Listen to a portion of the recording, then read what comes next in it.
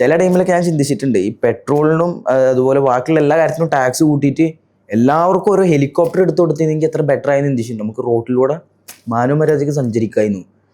അങ്ങനെ പറയാനുള്ളത് ഇത് ആരോ ഒരാൾ വരുന്നതിന്, ഒരു മുഖ്യമന്ത്രി വരുന്നതിന് എത്ര നേരാണ് ഇവിടെ റോഡ് അടച്ചിടുന്നത്.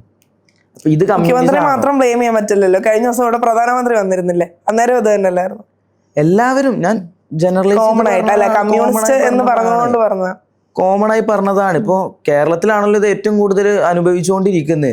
ഇപ്പോൾ കറന്റ് സിറ്റുവേഷനിൽ ഭരിക്കുന്നവരെക്കാൾ കൂടുതൽ അപമാനം നേരിട്ടവർ വേറെ ഉണ്ടാവില്ല.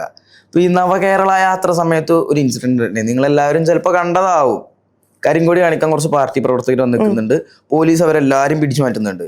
അപ്പോൾ അവിടെ ഒരു അമ്മാമ്മ വന്ന് നിൽക്കുന്നുണ്ട്. പോലീസ് വിചാരിച്ചത് ഈ അമ്മാമ്മ വന്ന് നിൽക്കുന്നത് എന്തിനാ, മുഖ്യമന്ത്രിനെ കണ്ട് ടാറ്റ കൊടുക്കാനാണെന്നാ.